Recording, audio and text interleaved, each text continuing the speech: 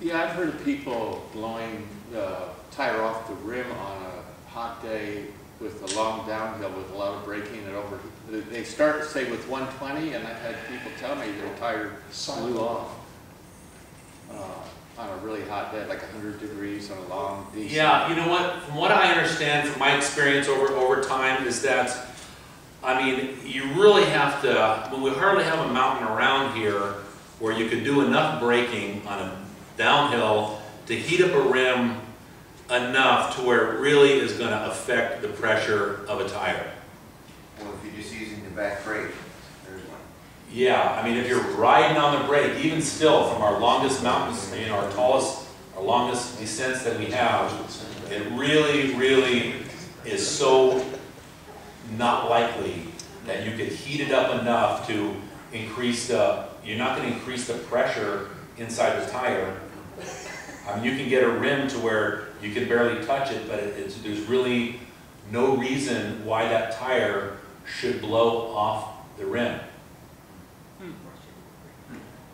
I was going to add, you can get a flat that way, but that's more the heat damaging the tube. It's not a case of the tire coming off the rim, blowing up out of pressure.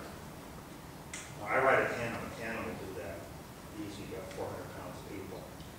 But it's not a case of the tire going, you know, bang, blowing off the rim and you crash.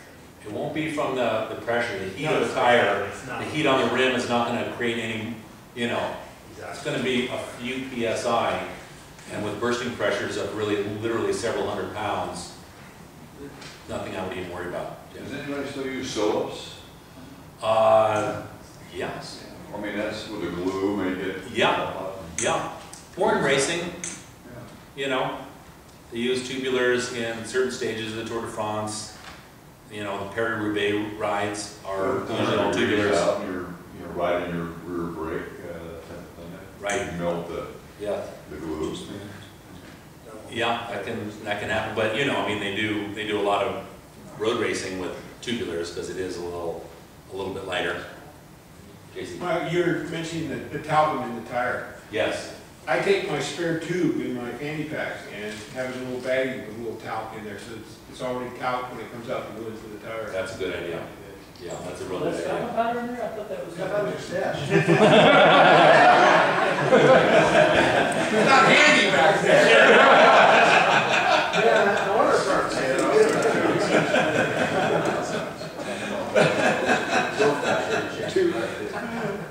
Say, Mike, what's the pressure that a 16-gram cartridge will put that tire? It'll take you up to 100 psi, and that's good enough for pretty much any tire. You know, the tires I run on my own bike are 130 psi, but 100 is good enough. Get you home. It'll get you home. Avoid snake bites. Two things. My front tire blew out going down Petro, and I do brake a lot. And I always thought it was from that, but you were saying chances are that I pinched it somehow. Absolutely. The other thing is, Jim carries a pair of tweezers, and he so diligently pulled a piece of glass out of somebody's tire on one of the rides, and realized how handy that came in. He also said that it's good that he plucks the hair on his legs with it too.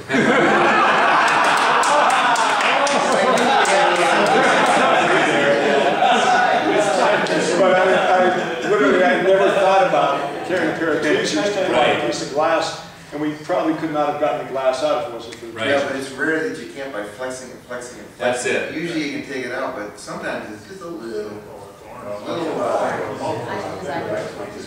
Our little pieces of wire.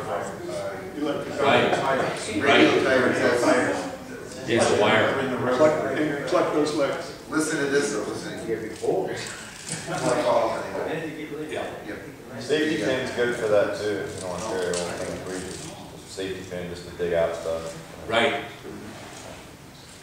I had, on a recent flat tire of my own, I had a drywall screw go through my tire, through the tube, through my rim, and it was literally sticking out probably a ½ an inch out my rim. So it's like, wow. So I unscrewed the drywall screw out, and, you know, put a new tube in there, booted the tire, put it all back together again, inflated it. As soon as I started to go, boom, it went flat again. Well, what was happening now was the tire was imploding through the hole.